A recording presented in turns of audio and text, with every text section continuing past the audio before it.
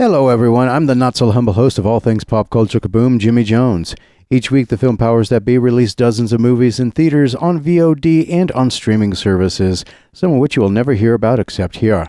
Each week's upcoming releases are carefully picked over from various websites, and up to 5 films are randomly selected from the only genres I would watch, which are action-adventure, horror, science fiction, animated, or fantasy, and that's pretty much it.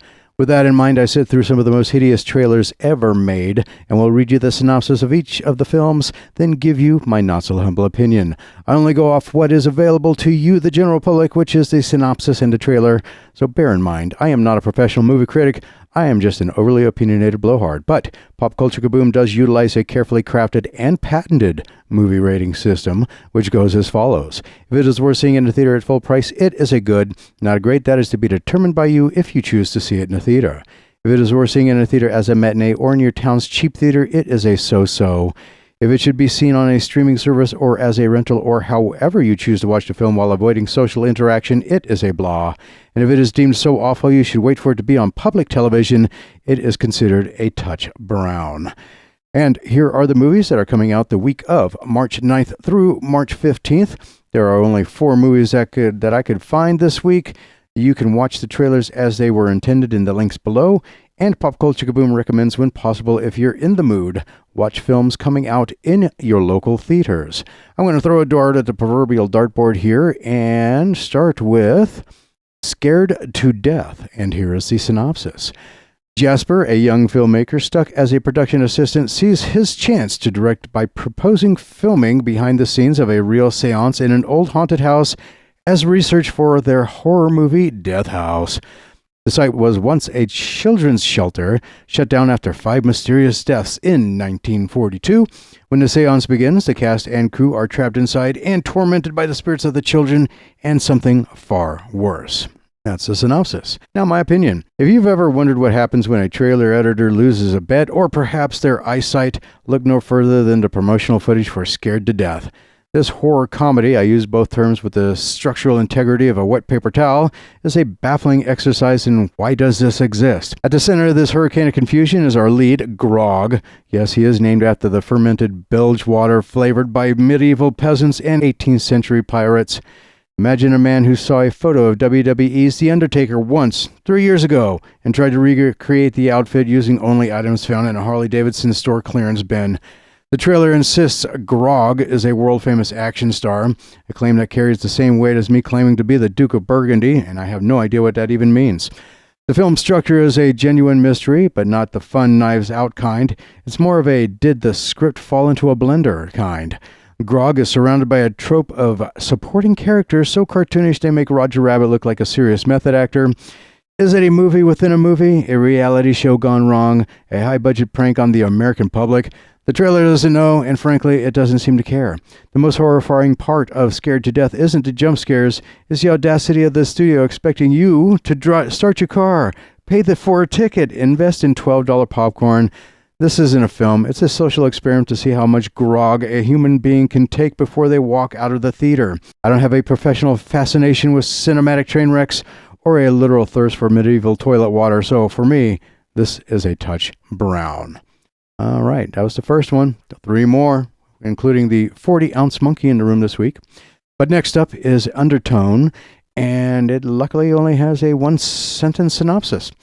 A paranormal podcast host becomes haunted by terrifying recordings mysteriously sent her way. And that's all you get. That's all you got to go off of with the synopsis. So you got to rely on the trailer.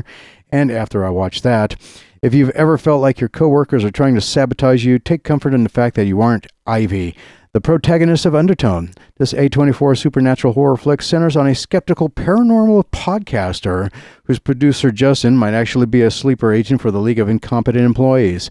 He knows where he's hiding out and receives 10 anonymous, creepy as hell audio files from who knows, and decides the best course of action is to pass them along to the star without a single content warning or listening in advance to make sure they were actually airable.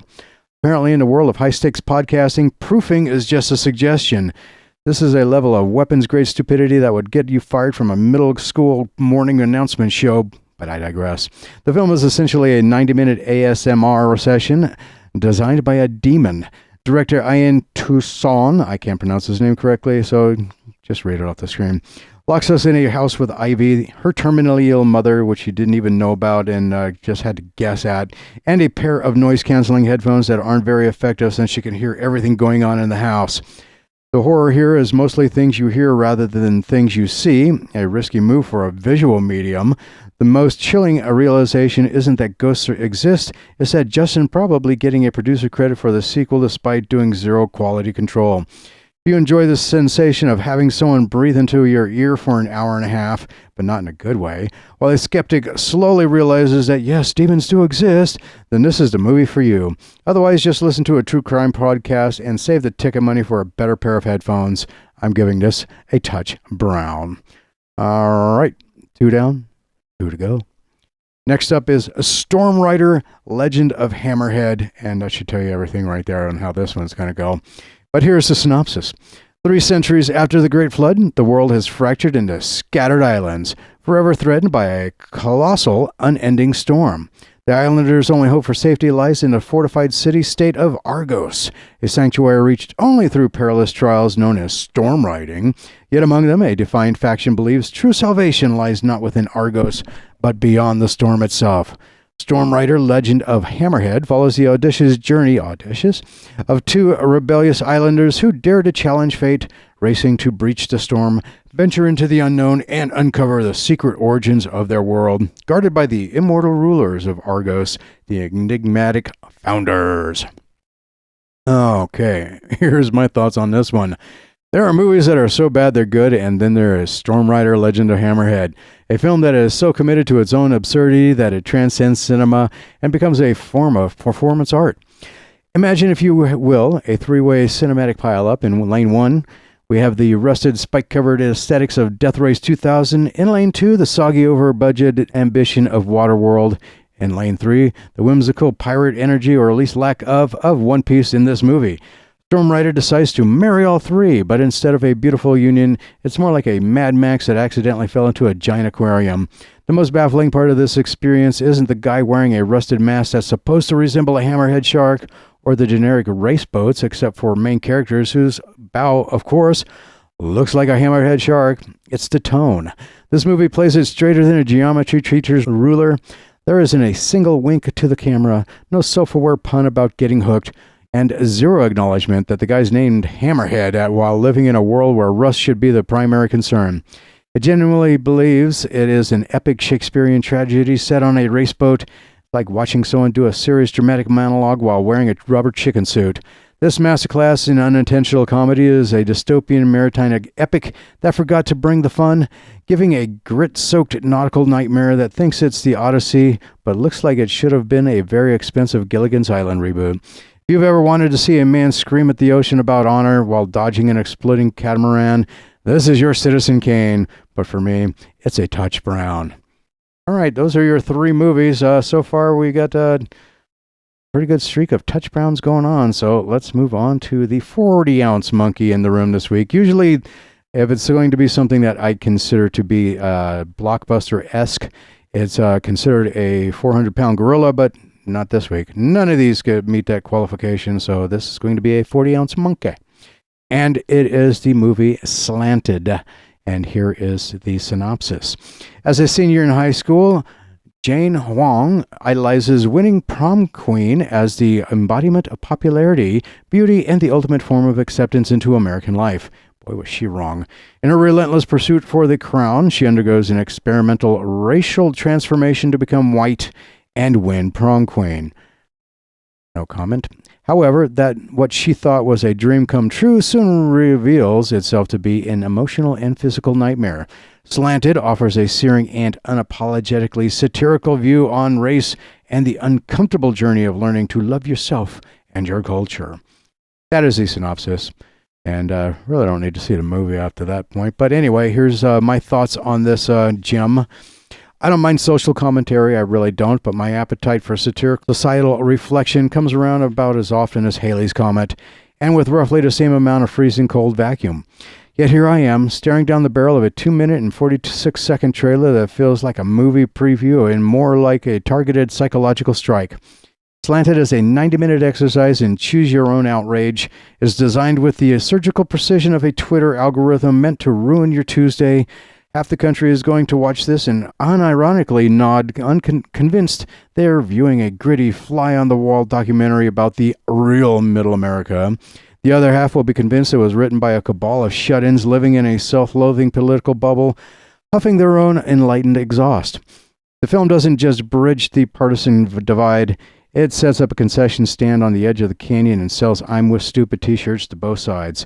It feeds off the festering hate of the national split like a cinematic parasite. It only accepts likes and angry reactions as currency. The most offensive part of this entire experience, the trailer somehow managed to insult my musical literacy. I actually had to pause the rage bait to Google Michael Bublé. I spent 3 minutes learning about a Canadian crooner who apparently owns Christmas. I just wanted to know if the movie had a plot, and instead I'm now 3 Wikipedia tabs deep into the discography of a man who sounds like a sentient glass of warm milk. But I digress. Anyway, Slanted isn't a movie watch. It's a movie used as a weapon in a Facebook comment section. It's a polarizing, exhausting, and transparent attempt to make us all hate each other a little more, all while making us feel smart for doing it. Now that I'm done ranting, it's a touch brown. So those are your movies this week. Watch at your own risk. The next video, which will be out next week, will contain the upcoming movies for March 16th through March 22nd. And we got some big hitters this time around. We have Project Hail Mary. Ready or Not 2, Here I Come. Toxic. Touch Me. And Do Not Enter. Do Not Enter is probably a horror movie, and actually if I was doing a horror movie called Do Not Enter, it would be like a little 5-minute short, if that. Anyway, I would like to hear your thoughts on these Hill movies. Do you think they are good and plan to see them in theaters, or are they, in your opinion, a touch brown? Please leave a comment and let me know. Thank you all for watching this video to the end, and it would go a long way and be very much appreciated if you give this video a thumbs up, subscribe to the Pop Culture Kaboom YouTube channel, and to be informed when the next video will be posted, ring the crap out of that notification bell. If you'd like to get more news and information about the 7 pillars of pop culture entertainment from Pop Culture Kaboom, check out Pop Culture Kaboom on Facebook for news and information daily, and also check out Pop Culture Kaboom on Instagram. Social media links are in the description of the video below, as well as the links to all of these movies that we just got done talking about. Until the next video, peace out, Wabbits.